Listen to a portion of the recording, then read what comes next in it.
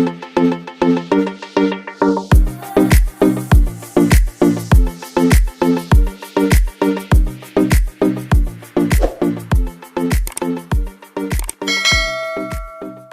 pagbabasbas ng ilaw ng Liwasang Bayan, Pasko Titap 2023.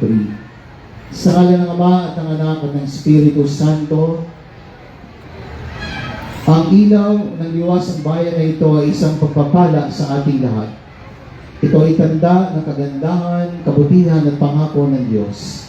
Sapagkat dumating si Jesus, pinadala ng Ama ang liwanag na tatanglaw sa mundong nababalot ng kadiliman. Si Jesus na siyang dahilan kung bakit taon-taon ay meron tayong Paskong pinagdiriwang.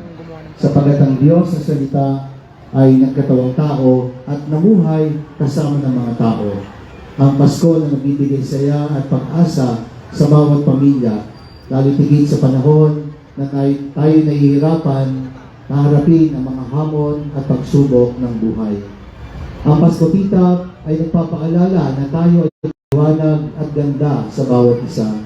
Sa pamagitan ng mga ilaw na sisindihan ngayon sa Liwasang Bayan na pinagpalang bayan ng Pila, naalala rin natin na nakatayo sa paraiso at ng kaligtasan ang krus ng buhay kung saan tayo si Kristo ay Diyos ng mga nilikha.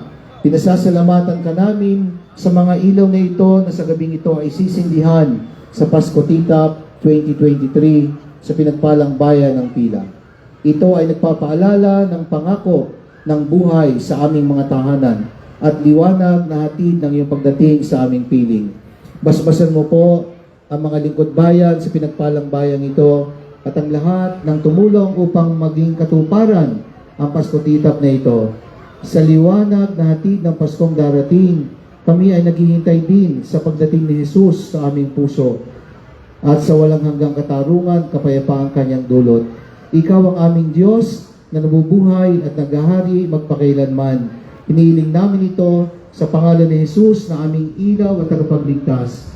Nabubuhay at naghahari kasama mo at ang banal na Espiritu magpasawalang hanggan. Sabay-sabay po natin dasalin ang Ama namin. Ama namin, sumasalangit ka. Sambahin ang ngalan mo. Mapasa amin ang kaharian mo. Sundin ang loob mo dito sa lupa para nang sa langit. Bigyan mo kami ngayon ng aming kakanin sa araw-araw. Patawarin mo kami sa aming mga sala para na pagkapatawad namin sa nagkakasala sa amin. Huwag mo kami pahintulot sa tukso at iadya mo kami sa lahat ng masama. Amen. Naway patnubayan tayo ng liwanag ni Kristo tungo sa kaganapan ng kanyang kaharian magpasawalang hanggan. At pagpalain tayong lahat ng makapangyarihan Diyos, Ama at ng Anak ng Espiritu Santo.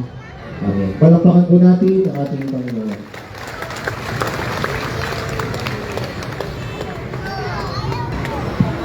Ako po ay binigyan ng konting panahon para magbigay po ng pagdinilay para sa gabing ito sa ating pagbubukas ng Pasko Titap 2023. Isang masaya at makulay na tradisyon na pinasimulan po dito sa bayan ng Pila.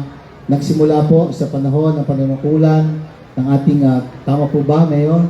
Ng ating minamahal na ama ng bayan, Mayor Egay Ramos. Palakpakan po natin.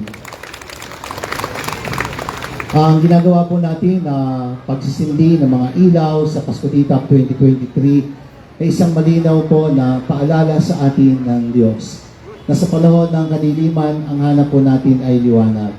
Sa panahon na tayo nahihirapan, naghahanap tayo ng pagkakataon upang makapagpahinga.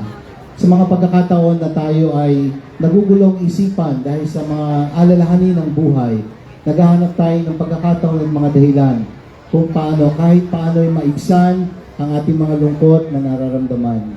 Ang programa pong ito ng ating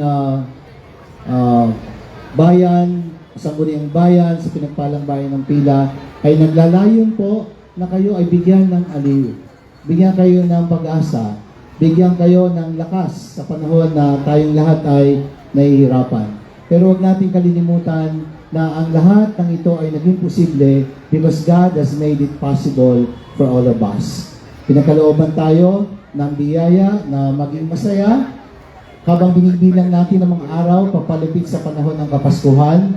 Gabi-gabi po ay mayroong regalo sa atin, ang ating pinagpalang bayan ng Pila, at yan po ay ang mga gabi na laging nagliliwanag para sa atin.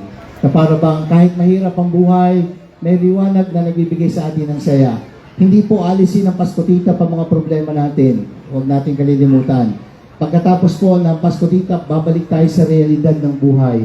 Subalit ang alaala ng Pasko Tita ay lagi nating babalikan upang sa mga pagsubok na pwede pa natin harapin, meron tayong binabalik-balikan at masayang alaala, nakikiliti sa puso natin. Na kapag naalala natin, lalakas ang ating loob. Sapagkat taon-taon, meron tayong Pasko Tita na laging hinihintay, excited ang lahat. Pero huwag natin kalilimutan ang Diyos na pinagmumulan ng lahat, ng liwanag at kasiyahan ay binibigay ng mga ilaw na ito. Baka kasi malasing po tayo sa liwanag at galak hatid ng mga kumikinang na ilaw. Kaya nakalimutan natin yung dahilan kung bakit taon-taon ay meron tayong Pasko Tita. Do not forget that Christ is the reason for the season that we are waiting. Without Christ being born in Bethlehem, nakakalungkot nga po sa mga sandaling ito, sa Bethlehem po ay hindi po masaya ang mga tao doon sa lugar kung saan ipinanganak ang ating Panginoong Hesus. Dahil ito po ay bahagi po ng Palestine territory. At alam naman natin na mga Hamas ay part po ng Palestinian territory. Sila po yung grupo ng mga fighters ng isang layunin sa buhay ay ang pabagsakin ng Israel and the rest of the Arab world. Pero sabi nga, ang Diyos ay hindi natutulog. Pagdasal po natin, no, na dumating ang panahon na magkasundo na po ang Israel and the rest of the Arab world. Bagamat may peace treaty naman po ang Israel with Jordan and Egypt, pero sa ibang bansa po, just like Iran and other Arab worlds, hindi pa po ganun kapayapa ang buhay doon. Kaya huwag natin kalilimutan na sa gitna na ating pag-asaya, ay meron po mga kapatid natin sa ibang panig ng mundo na hindi po natin kasinisaya. Isama natin sila sa ating panalangin sapagkat hindi po madali ang kanilang pinagdadaanan. Kaya sa inyo pong lahat, isang gabi na puno ng pag-asa at liwanag na ating hinihintay sa Pasko Tita na sa ilang sandali po ay ating masasaksihan sapagkat meron pong pasabog. Hindi po pasabog na panggera, no? Kundi pasabog na magbibigay sa atin ng liwanag at saya sa fireworks display po na ating makikita. Muli po, maraming salamat at magandang gabi sa inyong lahat.